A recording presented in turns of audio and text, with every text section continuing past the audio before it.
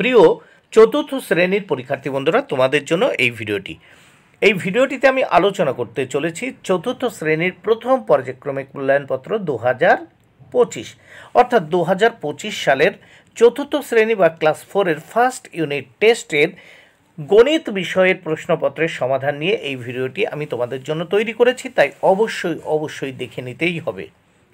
সম্পূর্ণ সিসিই পদ্ধতি অনুসরণ করে প্রশ্নপত্রটি তোমাদের জন্য তৈরি হয়েছে। পূর্ণমান 20, সময় 40 মিনিট।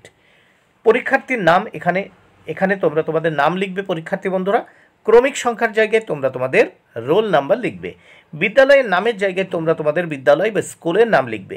প্রাথমিক শিক্ষা পর্ষদের নির্দেশ অনুযায়ী নবপ্রবর্তিত পদ্ধতি অনুসরণ করে, অর্থাৎ হলিস্টিক পদ্ধতি অনুসরণ করে এই প্রশ্নপত্রটি তোমাদের জন্য তৈরি হয়েছে। এবার আমরা প্রথমেই দেখে নেব এক দাগে কি বলেছে, দেখে নেওয়া যাক। কার্ড দেখে বিস্তার করে লেখো। এখানে দেখো দুটো করতে হবে, এর জন্য রয়েছে 2 মার্ক। প্রত্যেকটি সমাধানের জন্য 1 মার্ক করে বরাদ্দ। একটা উদাহরণ দেওয়া আছে, দেখো এখানে একটা 100 আছে, এখানে একটা 10, একটা 1, ফলে কেমনভাবে লিখেছে 100 যোগ 10 যোগ 1।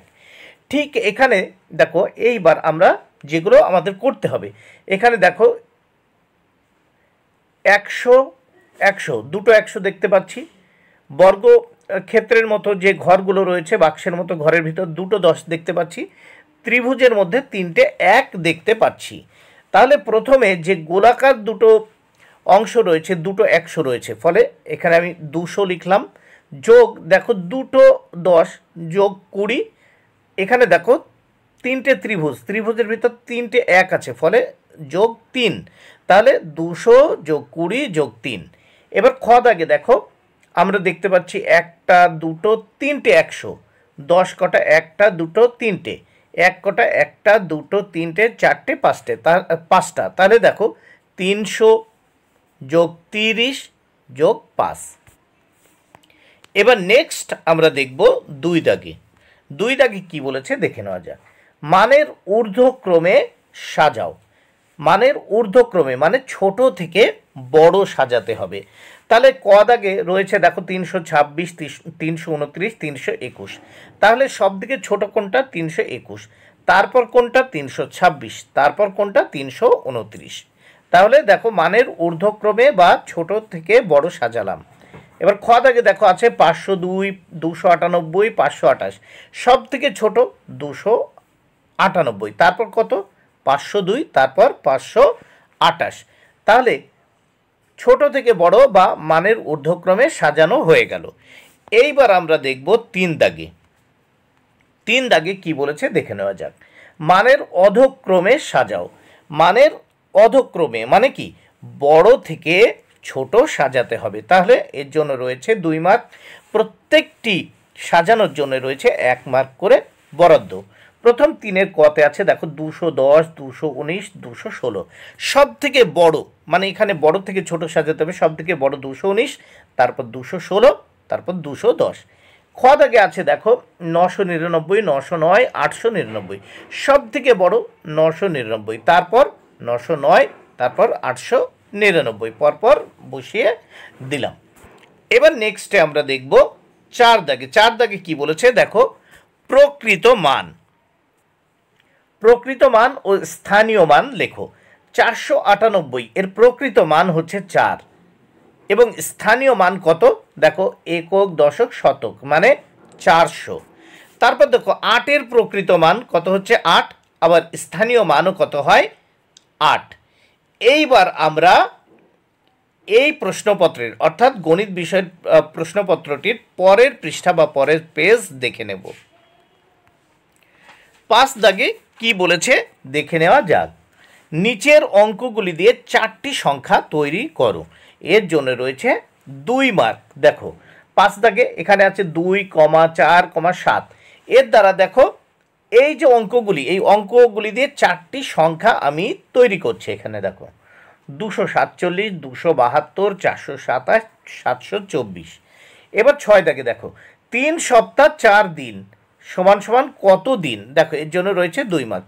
দেখো 3 সপ্তাহ মানে আমরা জানি 3 গুণ 7 মানে এক সপ্তাহে 7 দিন হয়, তাহলে 3 গুণ 7 যোগ এই 4 দিন, 3 সপ্তাহ 4 দিন, তাহলে 3 গুণ 7 যোগ 4, তাহলে 3 7টা 21 আর 4 কত হয় 25 দিন।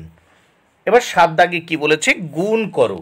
এর জন্য রয়েছে কত, 4 মার্ক বরাদ্দ, 2 গুণ 2, দুটোর জন্য 4 মার্ক বরাদ্দ, প্রত্যেকটি গুণ করার জন্য 2 মার্ক করে বরাদ্দ। প্রথমে দেখো ক দাগে 63 গুণ 20, প্রথম আমি দেখো 63কে 20 দিয়ে গুণ করব, প্রথম 20 শূন্য দিয়ে গুণ করব, শূন্য দিয়ে 3কে গুণ করলে শূন্য হয়, শূন্য দিয়ে 6কে গুণ করলে শূন্য।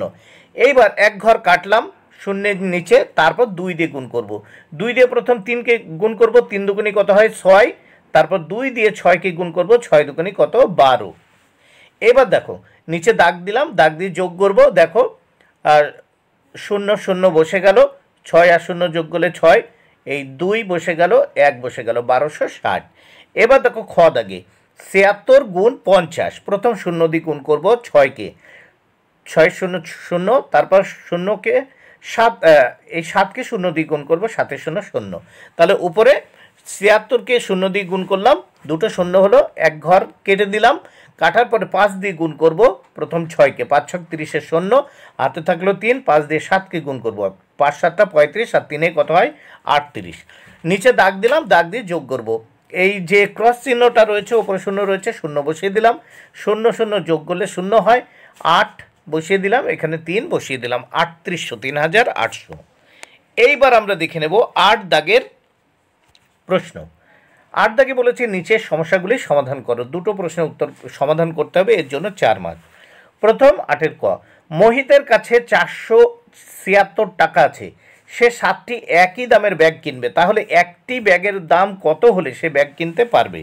দেখো 7 দিয়ে ভাগ করব আমি 476কে, প্রথম 6 7টা কত হয় 42, তাহলে দেখো 47-এর থেকে 42 বাদ গেলে মানে বিয়োগ করব, আর 7 আছে কত, এই তাহলে 2 আছে কত হলে 7 হয়, বা 7-এর থেকে 2 চলে গেলে কত থাকে 5, আর 4-এর থেকে 4 চলে গেলে 0, 22 0 বসে না। এবার এই ভাগের জন্য 6কে নিচে নামালাম, 56 হয়ে গেল, 56-এর ভিতর 7 কত বাদ যায়, 7 8 56, তাহলে 68 টাকা। একটি ব্যাগের দাম 68 টাকা হলে ওই 7টি ব্যাগ সে কিনতে পারবে। এবার নেক্সট আমরা দেখে নেব খ দাগের প্রশ্ন, তার সমাধান করব। প্রীতম কাকু 25 টাকা দামের 36টি রজনীগন্ধার মালা ও 4 টাকা দামের 5টি গাঁদা ফুলের মালা বিক্রি করলেন। প্রীতম কাকু ওই 2 রকম মালা বিক্রি করে মোট কত টাকা পেলেন। দেখো উত্তর তাহলে দেখে নেব। আমরা জানি যে 25 টাকা দামের 36টি রজনীগন্ধার মালা, তার মানে কি 25 গুণ 36 যোগ দেখো 4 টাকা দামের 5টি গাঁদা ফুল, তাহলে 4 গুণ 5, তাহলে প্রথম 25 গুণ 36 কত হয় 900, যোগ 4 গুণ 5, 4 5 কত হয় 20, তাহলে 900 যোগ 20 সমান 920 টাকা। অতএব প্রীতম কাকু ওই 2 প্রকার মালা বিক্রি করে মোট 920 টাকা পেলেন। বন্ধুরা তাহলে প্রশ্নপত্রটি সমাধান হয়ে গেল। ভিডিওটি ভালো লাগলে অবশ্যই লাইক কমেন্ট শেয়ার করো। Thank you very much, keep watching my channel and my video.